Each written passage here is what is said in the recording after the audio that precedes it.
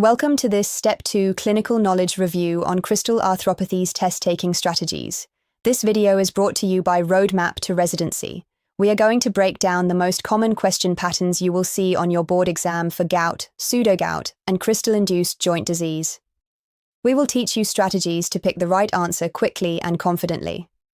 Remember, the goal here is not to reteach the entire topic, but to help you recognize the patterns and apply test-taking strategies. Make sure you have reviewed the musculoskeletal and rheumatology sections of first aid and your question bank before or alongside this video. Here is what we are going to cover today. First, we will learn how to recognize high-yield question stems for crystal arthropathies, including gout and pseudogout. Second, we will apply specific strategies for questions about synovial fluid analysis, acute monoarthritis, and urate-lowering therapy. Third, we will master the next best step question format that the boards love to use for crystal-induced arthritis management. Before we dive in, make sure you have reviewed the musculoskeletal and rheumatology sections in first aid and your question bank. This video is about applying that knowledge on exam day, not learning it from scratch. Our first strategy is the gout versus pseudogout split. When you see a question about acute monoarthritis, immediately ask yourself, is this gout or is this pseudogout? For gout, the key buzzwords are the first metatarsophalangeal joint, which is the big toe, also known as Podagra. The crystals are needle-shaped and negatively birefringent, which means they appear yellow when parallel to the compensator. Common triggers include alcohol use, high purine diet like red meat, thiazide diuretics, and recent surgery. For pseudogout, also called calcium pyrophosphate deposition disease, look for the knee or wrist in an elderly patient. The crystals are rhomboid-shaped and positively birefringent, meaning they appear blue when parallel to the compensator. Chondrocalcinosis, which is calcification within the joint cartilage visible on X-ray, is a classic finding. The boards absolutely love comparing these two side by side, so memorize this crystal table. Strategy 2 is all about synovial fluid analysis because the boards test this constantly. When you see a question about a swollen joint, the synovial fluid results are your best friend. For inflammatory fluid consistent with crystal disease, expect a white blood cell count between 2,000 and 50,000 per microliter. The crystal description under polarized light is the key differentiator. Needle-shaped and negatively birefringent means gout. Rhomboid-shaped and positively birefringent means pseudogout. Here is the critical distinction you must not miss: septic arthritis. If the white blood cell count is above 50,000, especially above 75% neutrophils, and the patient has fever, you must rule out infection first. The boards will try to trick you by presenting a septic joint that looks like crystal disease. Always order gram stain and culture when infection is on the differential. This is a patient safety question and the boards take it very seriously. Now let us go through high-yield stem recognition for crystal arthropathies.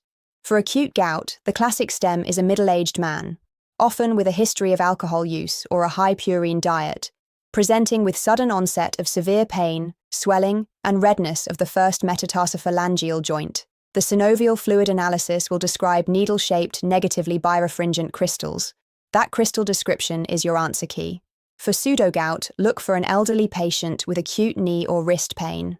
The X-ray will show chondrocalcinosis, and the synovial fluid will show rhomboid, positively birefringent crystals. For chronic tophaceous gout, the stem describes a patient with multiple prior gout attacks and now has subcutaneous nodules called tophi. The question will typically ask about initiating urate-lowering therapy or long-term management goals. Know these three stems cold because they come up repeatedly. Let us work through our first practice question. A 52-year-old man presents with severe pain and swelling of his right great toe that started 12 hours ago after a night of drinking alcohol and eating steak. The first metatarsophalangeal joint is red, warm, and exquisitely tender. Synovial fluid shows needle-shaped, negatively birefringent crystals. What is the most appropriate initial treatment? The answer choices are A, allopurinol, B, indomethacin, C, colchicine prophylactic dose, and D, febuxostat. Take a moment to think about this before we walk through the answer.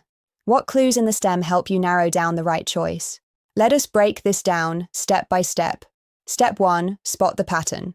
We have a middle-aged man with sudden onset toe pain after a night of alcohol and steak. The synovial fluid shows needle-shaped, negatively birefringent crystals. This is textbook acute gout. The crystal description plus the first metatarsophlangeal joint location equals gout until proven otherwise. Step 2. Apply the rule. The board rule for acute gout is treat the inflammation first. You must never start urate-lowering therapy during an active flare because lowering uric acid levels acutely can paradoxically make the flare worse. The correct first step is an anti-inflammatory medication. Step 3. Eliminate the wrong answers. Allopurinol is a xanthine oxidase inhibitor used for chronic gout management, not acute flares.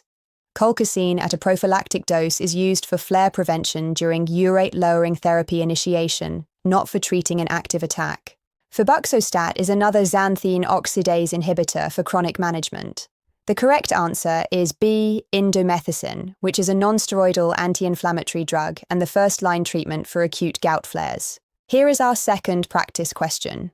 A 71-year-old woman presents with acute right knee pain and swelling that started in the past 24 hours. There is no trauma and no fever. The knee is warm with an effusion.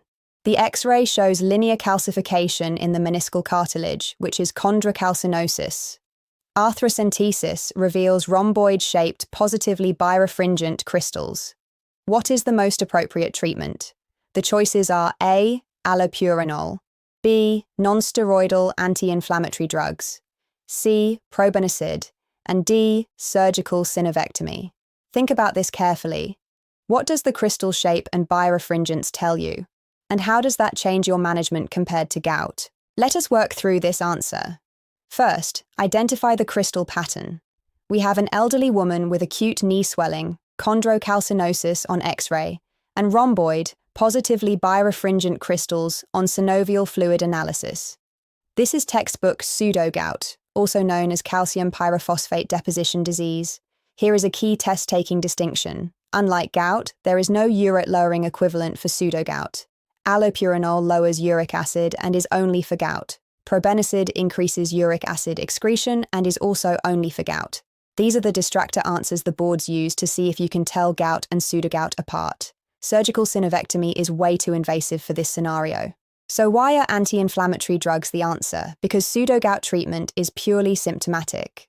Non-steroidal anti-inflammatory drugs are first line. For patients who cannot take them, alternatives include colchicine and intra-articular corticosteroid injections. The correct answer is B. Non-steroidal anti-inflammatory drugs. Let us review urate-lowering therapy for the boards, because this is a common question topic. The key question is when to start therapy. The indications include 2 or more gout flares per year, presence of tophi on physical exam, urate kidney stones, or chronic kidney disease with elevated uric acid. The critical rule is never start urate-lowering therapy during an acute flare. Wait until the flare has completely resolved. Allopurinol is the first-line medication, and you should start at a low dose and gradually increase it, aiming for a target serum uric acid level below 6 mg per deciliter. Febuxostat is another xanthine oxidase inhibitor used when patients cannot tolerate allopurinol. Probenecid works differently by increasing renal excretion of uric acid.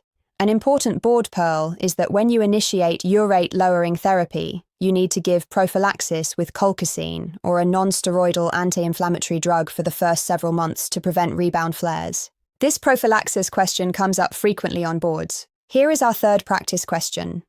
A 58-year-old man has had multiple gout flares over the past 3 years and now has visible nodules, which are tophi, on his left ear and right elbow. His last flare resolved 2 weeks ago.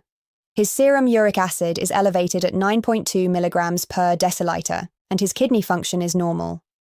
What is the most appropriate next step in management?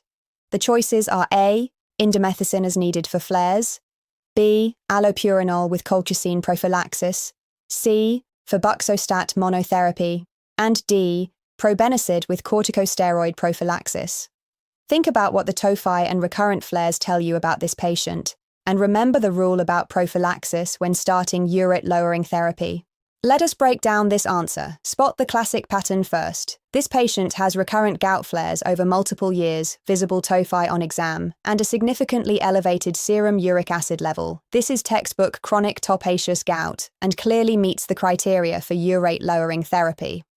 The flare resolved 2 weeks ago, so it is now safe to start. The key distinction here is understanding the complete management package. Allopurinol is first line, but you must also provide prophylaxis when initiating therapy. Colchicine at a low dose is the standard prophylactic agent to prevent rebound flares during the first several months of urate-lowering therapy. Now let us eliminate the wrong answers. Indomethacin as needed only treats symptoms and does not address the underlying hyperuricemia or prevent tophi progression. Febuxostat without prophylaxis is incomplete management and risks a flare. Probenecid is a second-line agent and should not be your first choice when allopurinol is available. The correct answer is B, allopurinol with colchicine prophylaxis. Here is a critical test-taking pearl about crystal arthropathy mimics. The single most important differential diagnosis to keep in mind is septic arthritis. Both crystal disease and septic arthritis can present with an acute, red, hot, swollen joint. The boards will test whether you can tell them apart, and more importantly, whether you know when to prioritize ruling out infection. If the synovial fluid white blood cell count is above 50,000 per microliter, you should assume septic arthritis until proven otherwise. Gram stain and culture of the synovial fluid are mandatory. Septic arthritis requires urgent joint drainage and intravenous antibiotics, and any delay in treatment can destroy the joint. Here is the classic board trap. They present a patient with a known history of gout who now has a joint that looks inflamed. They want to see if you assume it is just another gout flare or if you recognize the warning signs for infection. Remember, gout and septic arthritis can coexist in the same joint. If the patient has fever, is immunocompromised, or has a very high white cell count, always go for aspiration with gram stain and culture first. This question appears on almost every exam. That wraps up our review of Crystal Arthropathies test-taking strategies for Step 2 clinical knowledge. Remember to review the musculoskeletal and rheumatology chapters in First Aid and your question bank. Focus on the crystal comparison table between gout and pseudogout, synovial fluid analysis interpretation, urate-lowering therapy indications and prophylaxis, and the critical distinction between crystal disease and septic arthritis. These are the highest yield topics within this subject area. For expert tutoring and personalized residency advising, visit www.roadmap2residency.com. Our team of advisors can help you build your board prep strategy and match into the residency of your choice. If you found this video helpful, please like and subscribe to our channel for more board review content. We cover all the major Step 2 topics with this same test-taking strategy approach. Good luck on your exam, and we will see you in the next video.